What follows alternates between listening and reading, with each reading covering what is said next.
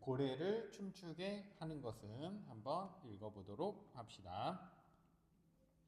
논설문이고, 논설문은 누군가를 설득하기 위해 쓴 글이지, 누군가를 설득하기 위해 쓴 것이야. 그래서 논설문의 구조는 기본적으로 서론, 본론, 결론으로 이루어져 있지. 일반 설명문은 어떻게 이루어져 있어? 처음, 중간, 끝. 알겠지? 근데 논설문은 어떻게 이루어져 있다고? 서론, 본론, 결론. 모르면 다 적어놔야 돼. 알겠지? 일반 설명문은 처음, 중간, 끝.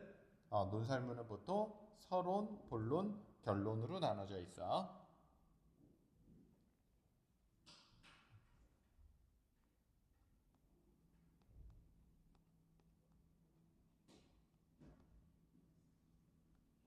자, 고래를 춤추게 하는 것은 이거 되게 관용적인 표현이지?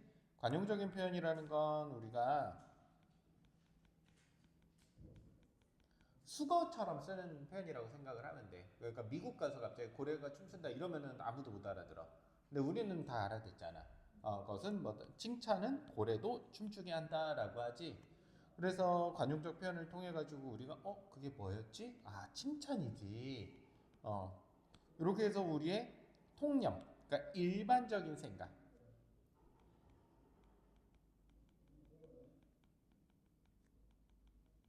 먼저 하게 하지. 괜찮니? 칭찬.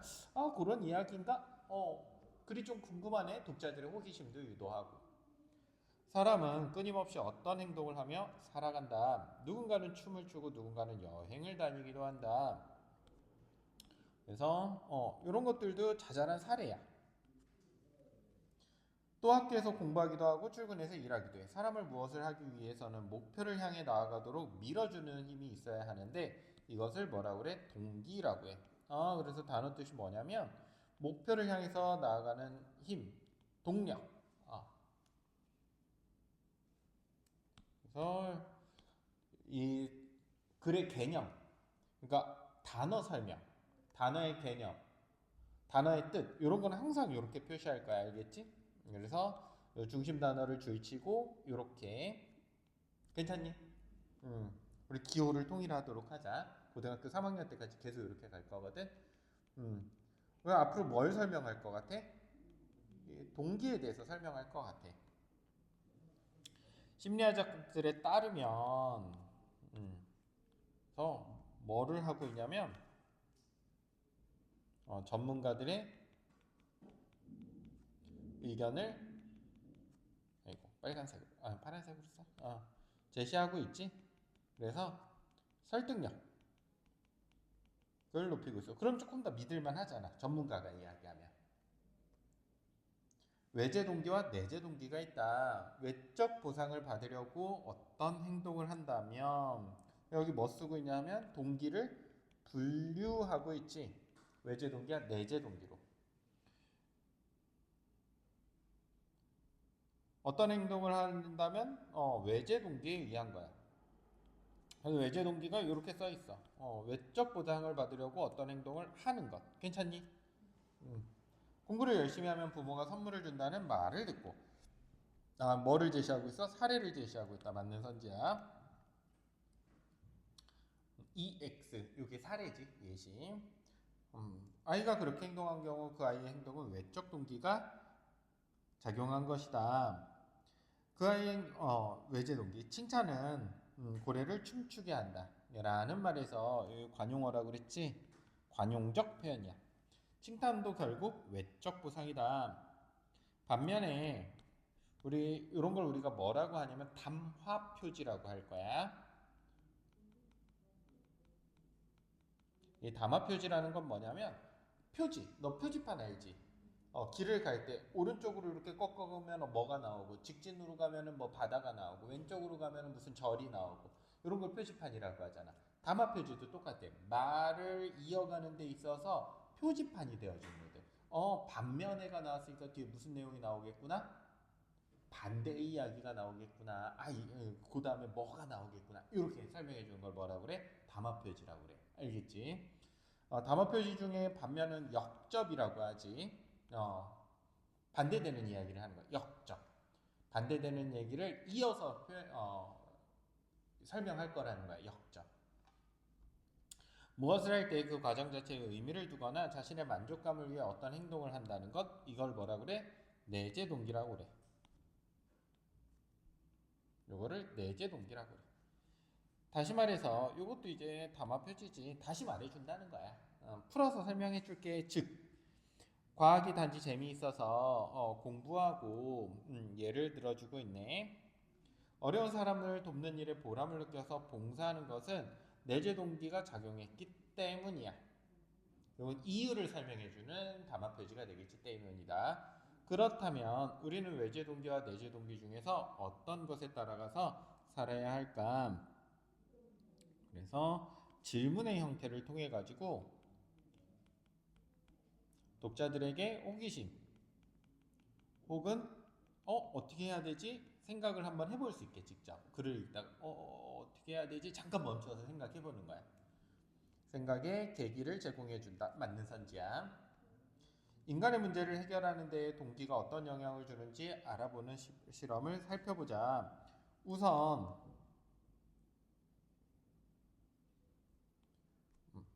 이거 담화 표지. 첫 번째 나왔으니까 두 번째도 나올 거 아니야. 담화 표지지. 창의성을 발휘하는 문제를 아이들에게 풀게 하였다. 보상을 준다는 말을 하지 않고 풀라고 하니 문제를 해결하는 데 평균 15분이 걸렸다. 이번에는 문제를 풀면 보상을 주겠다는 상황을 만들고 두 가지 조건을 설정하였어. 이 15분이 걸렸다. 이거는 외적 동기가 없는 상황이지. 하나는 원래 문제를 그대로 풀게 하는 것이고 다른 하나는 원래 문제를 쉽게 조정하여 문제를 푸는 것이다. 자, 여기는 외적 동기가 있는 상황이네. 실험 결과는 매우 흥미로웠어. 요거는 실제로 어떤 표현이야? 실험 결과는 매우 흥미로웠다. 필자의 주관적인 의견이지.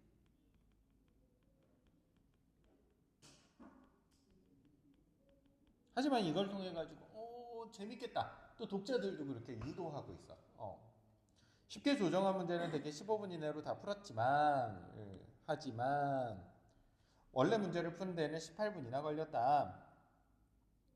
보상이 없을 때보다 오히려 3분이나 더 걸린 거야.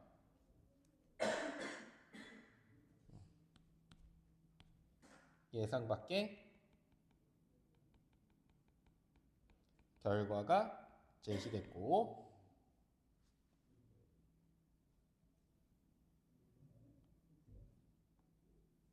구체적인 실험 내용이 제시되어 있다. 맞는 선지야.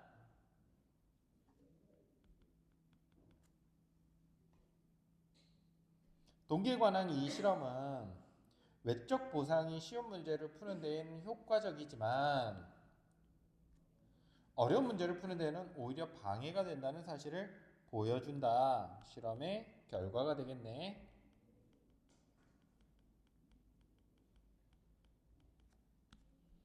가정하고 있고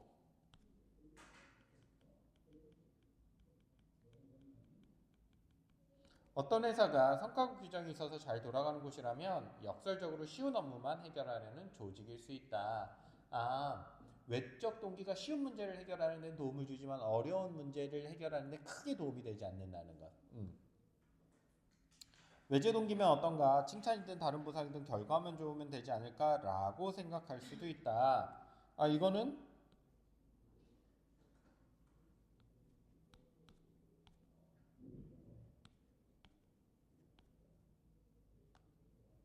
예상 독자의 반론. 왜 결과만 좋으면 되잖아. 외적 동기 칭찬해가지고 한 조금 쉬운 문제 짧게 풀었으면 됐지 뭐.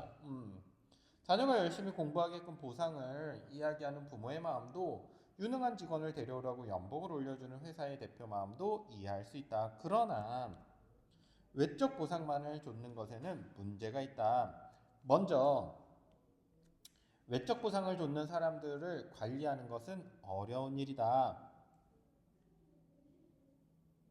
그래서 외적 보상,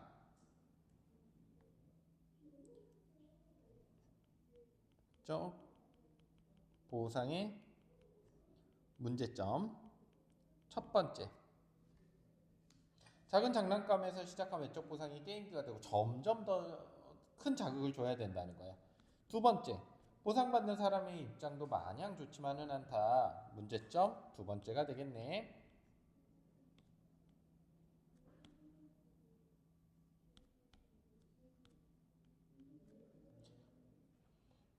보상해주는 사람과 끝없이 갈등을 빚고 남들과도 끝없이 비교하게 되어 마음이 황폐해지기 때문이다. 외제 동기만을 가진 직원이 많은 조직을 상상해보자. 역시 상황을 가정하고 있지.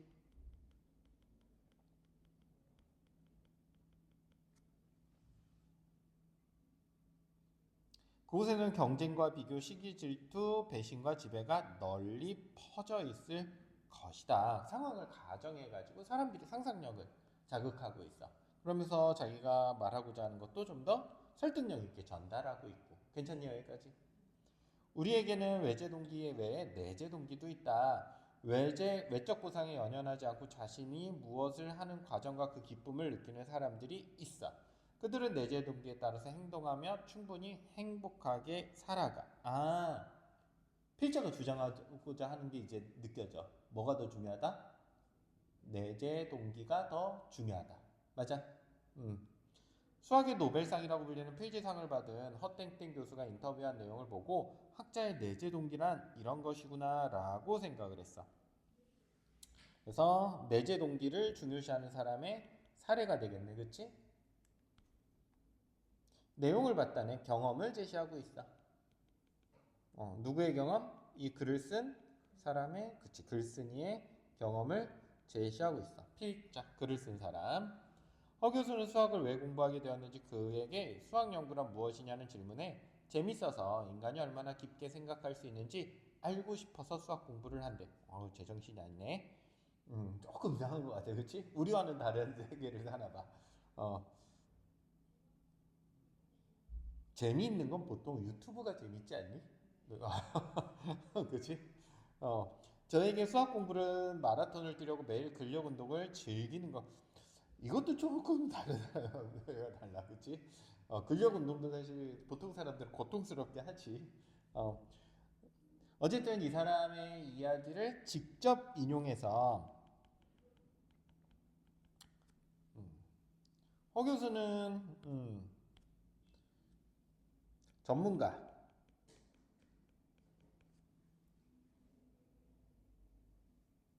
혹은 유명한 사람이지. 이 사람의 말을 직접 인용하게 되면 어떤 효과가 있어? 그래? 신뢰도가 올라가지. 하루 4시간 정도라도 수학 연구에 몰두하는 것이 인생의 낙이라고 한다. 그래서 언론에 주목받는 것. 이거는 뭐야? 외제 동기지.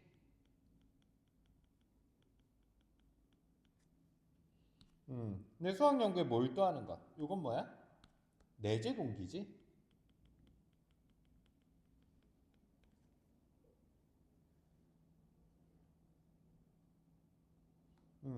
이게 결과가 어떻게 됐어? 요게 결과지. 내재 동기를 추구한 결과 결국은 이렇게 상을 받는구나. 또 사례를 들고 있고 역시나 똑같아. 전문가나 유명인의 사례를 들고 있어. 나는 이래서 이게 기뻤어 라고 이야기하네. 누가? 리처드 파인만이. 이 사람의 말도 직접 인용하고 있고. 결국은 뭐를 추구한다는 거야? 내재 동기를 추구하는 사람들의 사례를 두 가지 들어주고 있어. 국제 피아노 대회에서 우승한 임땡땡 역시 사례를 제시하고 있고,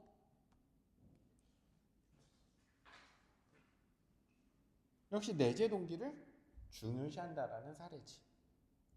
선생님이 이렇게 다 안 읽어줘도 되지? 이 정도면 직접 인용. 크게 세 가지 사례 들고 있네. 필지상, 파인만, 피아노. 큰 상을 바라는 사람들이니까 평범한 사람들과 생각이 다르다고 할지도 모른다. 또 예상 반론을 제시하고 있지. 평범한 사람들은 내재 동기로 삶을 살아가기 어렵다고 생각할 것이다. 하지만 예상 반론에 대한 필자의 반박이지. 구조가 이해되니? 야, 니네 그렇게 생각하고 있지? 나 다 알아. 하지만 이렇게 생각해봐. 이들은 평생 수많은 찬사를 받았어. 우리보다 외제 동기의 유혹을 더 많이 받았을 거야. 이런 그들이 하는 이야기이다. 진정한 기쁨은 내면으로부터 나오는 것이라고. 그래서 이런 그들이 하는 이야기이다. 필자의 주장을 뭐를 통해서? 유명인의 성취를 이룬 사람의 말을 근거로 제시하고 있는 거지. 야, 이랜들도 이렇게 얘기했잖아. 말줄임표 쓰고 있고. 얘네들이 맞아. 좀 강조하고. 너희들도 다시 한번 생각해봐. 그래서 독자들의 생각을 유도하고 있지. 야, 다시 한번 생각해봐. 내면으로 나오는 거래. 이렇게. 상을 타거나 누구로부터 칭찬을 듣거나 남과의 경쟁에서 승리해서 기쁘고 행복한 삶을 사는 것이 아니다. 이거 다 뭐야?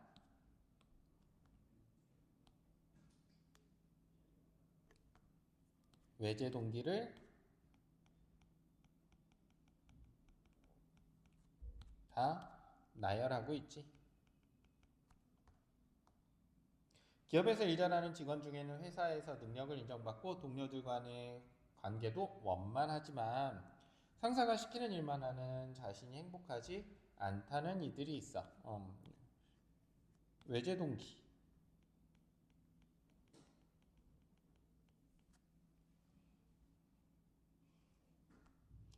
많지만 내재 동기가 있어 없어? 내재 동기가 없기 때문에 재미가 없는 거야. 우리나라의 고등학생들도 마찬가지다. 다진이 있는데, 그치? 즐겁니 지금? 아침 일찍 일어나 학교에 가고 오랫동안 수업을 들으면 끊임없이 경쟁에 시달린다. 맞지? 외부의 압력이 아니라 중요한 담화 표지고. 외제 동기. 스스로 선택하고 결정해서 내재 동기. 행동할 때 내재 동기가 나온다. 그렇게 살아야 행복해진다. 필자의 의견이지.